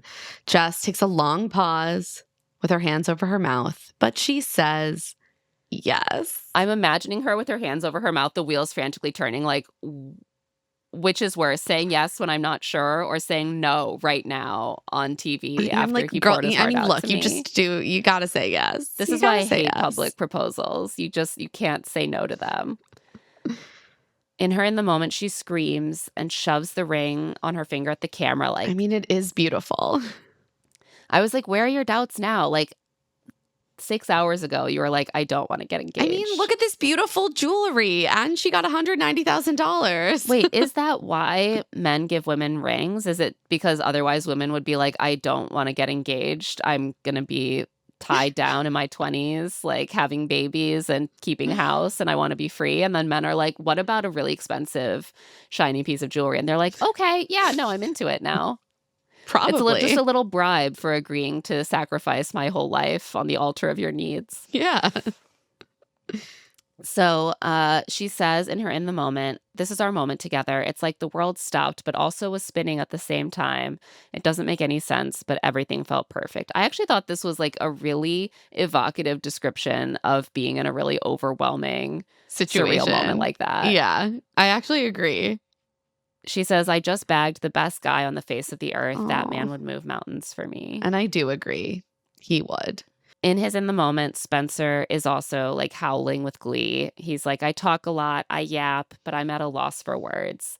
I'm in love. This is the best day of my life, bar none. I forgot, because they've barely been on the show, that Spencer is always being like, I'm a yapper, and doing other like little TikTok meme bits. He's like, yeah, I'm a yapper, but right now I'm just too in love to yap. Jess ends her ITM by saying, PSA to everyone out there, paradise works. I think they're contractually obligated to do that, like the way in Love is Blind. They're like, love is bloody blind. Yeah. No, if I find the love of my life, then I have to tell everyone that this process was good. Yeah. And works. That's how it works. So we get some little couple updates at the end, which I love that they did this. Some final B-roll of Costa Rica, and we check in on our final 5 couples. And the text on screen says 4 of the 5 final couples are romantically involved to this day. And Keith and Kathy, of course, are still friends. I know. Keith and Kathy really throwing a wrench in this. Jeremy and Bailey have met each other's families and are making plans to live in the same city soon. I thought they both already lived in New York. I was like, am I wrong about this? I don't understand. Yeah. Maybe it's because she's been in Portugal and she kind of splits time. Maybe they're planning to like both be in New York for a while. Oh, yeah, maybe. It's kind of vague how they phrased it. Dale and Kat have been, quote, exploring the U.S. and plan on moving closer to each other. Their relationship is far from deaded, says the text. Andrew and Alex have met each other's families, and Alex plans to move to Chicago, and they are using the money to pay off her student loans. They continue to level up. Yeah, so they must be at like level 25 by now. Yeah, the levels never end. So I assume that Andrew is basically like gave her his half of the money. That's what it sounds like. Yeah, it does sound like that. I mean, I can see, like, if he's really like committed to the relationship, that is a really nice thing to not, like, honestly, neither of them have to worry about her debt in the future. Yeah, no, I mean, here's the thing. But if you're planning to like be together. Right. It is a sign of either he feels like it's worth it to him. Reputationally, he doesn't need the money. Like, I'd rather just let her have the money that she clearly needs. Or it's a sign of real commitment to, like, I plan to be with this person and her debt is my debt.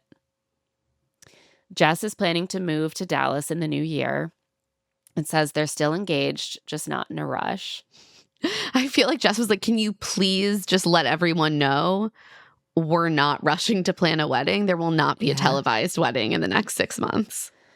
It does seem tough that like Jess is the one who was like, I'm not in a rush. I don't want to move in so quick. And now she's moving to where he lives in a pretty short period of time.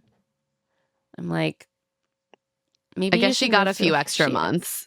Yeah, she got 3 months, 3 additional months in her home before she has to become part of Spencer's circle. I am very excited to hear updates on the reunion. The reunion podcast. That's Guys, I released at 2 can't. a.m. I can't. I don't understand. I don't understand why it's a podcast. I don't understand why it's a podcast in 2 parts. I don't understand why the YouTube is not being released at the same time as the audio. I don't understand this rollout, but don't worry. We will be listening to both parts and we will check in probably next week about Right, because the it seems reunion. like part 1 is coming out Wednesday and the second part isn't coming out until Friday. later in the week. Friday, Like- and then the YouTube is coming out Saturday. I feel like doing it this way with the YouTube is also like they're trying to get me to consume it in multiple forms. Like you want the download from the podcast No, I will and be you want listening me to the watch audio YouTube. or the video. I won't be doing both. You can't make me. To me, it seems like it's all to boost Bachelor Happy Hour. Are they not satisfied with the performance of the podcast? Because they're like, we're going to get 2 episodes out of this. Or is this just like a real downgrade because they can't get ABC or even like the YouTube channel to like host this? I mean, I think they could get it on YouTube quite easily. They'll be getting it on YouTube Anyone can get something several on days YouTube. after. That's why it feels, it's not hard to get something on YouTube. No, That's I why it know. feels to me like it is an intentional choice to be like, we want you to download the podcast and then we want you to want to go see their body language or whatever. Yeah. You can't choose at the time. You have to do it separately. I see what I you're don't know. doing, guys. We know the ways. We understand the importance of a download. So that brings us to the end of the season and to love to see it, hate to see it. Let's start with hate to see it. I personally hate to see Shawn overplaying his hand in like the most obnoxious way. And Shawn and Allyshia just going out of their way to publicly humiliate Kat for revenge. Yeah, I thought this was a really ugly way to handle it. I did kind of hate to see Kat resorting to like crying and running away. It kind of came off as like using the tears to make people feel sorry for her instead of kind of addressing the allegations, which seemed to be at least partially true. Also hated to see, as a gossip monger, receipts constantly being mentioned but never being surfaced. Yeah, show us the receipts. I Print want them out. them. Staple them together. You called us all together for this conference and you don't even have an exhibit to show in the trial. Like you're not prepared, counselor. Like, do we need to recess? I love to see Andrew and Alex winning the physical challenge, come from behind heroes just because he is small and dainty compared to Dale and Spencer. That doesn't mean that he can't come through. And so did Hot Pilates. Can you just do hot at everything now? Yeah, I think so. I prefer to do hot nothing. So I don't know. I'm Yeah, not I keeping never up. wish to sweat. I also love to see Jeremy's meme-worthy facial expressions getting yet another go in this episode. Incredible work. I kind of love to see the conclusion of the show having an actual prize so that you could kind of like win the show, have a conclusion without the pressure to get engaged. Same. Any pressure here clearly came just from Spencer's timeline and the fact that he like wants to be caught up to his friends. And we love to see a happy ending for 2 very, very deserving couples and positive relationship updates from the other 2 couples who didn't make it to the finale. We love. We are rooting for them all. Yes, I can't wait to find out if the reunion will be as disappointing as the Love is Blind UK reunion. Oh, God. Should we rate this episode on OG BIP vibes out of 10 iguanas? Let's do it. I had mixed feelings about this. Me I think too. the first half of it was a very unbip. The first half of it was like a 0. But The second half, I started to feel it a little bit more. We had some drama. We had a lot of tension simply over whether a relationship would continue in a particular way. And then we also got that injection of Bachelor pad vibes. Yes, that is true. Which is, we could rate it on Bachelor pad vibes out of something else. Eggs thrown at a woman standing on a platform, maybe. I didn't watch much Bachelor pad, but that really stuck with me. That is the enduring image I think we all have. Right. I think that, like, for me, the whole Parliament to Paradise situation did not come off really as Bip at all, but the lingering, like, questions between Kat and Dale and Jess and Spencer wondering if they're going to get engaged. Like, the question of engagement is such a Bachelor in Paradise question because most shows it doesn't even come up. Yeah. And on The Bachelor, it's almost a certainty. So this way where they're like, should there be a proposal at all is so Bachelor in Paradise. I agree. I think for me, I'm going to give it right down the middle, a 5. Okay. Yeah, I think for me it was like a 4.5, so around the same. And after this season, we can't do this rating anymore because OG Bip is now like a distant memory. Like, that's not even a reference point anymore. This season was something new and kind of ragged at points, shaped like it's nascent, like it's coming into being. And I am definitely willing to give it another season. I think that there are ways in which they could iron out some of the kinks, make some improvements. But on the whole, I'm going to say I had a really good time in Paradise. Me too. I think my overall thoughts on the season are a lot more positive than my initial reaction to the premiere. And I'm glad that obviously we had to keep watching. I hope people kept watching. I thought it got a lot better and it became something, as we said, really new. It's almost like they were making the marble that has to be carved into the final version of this show because they were throwing out so many new elements, trying so many new angles.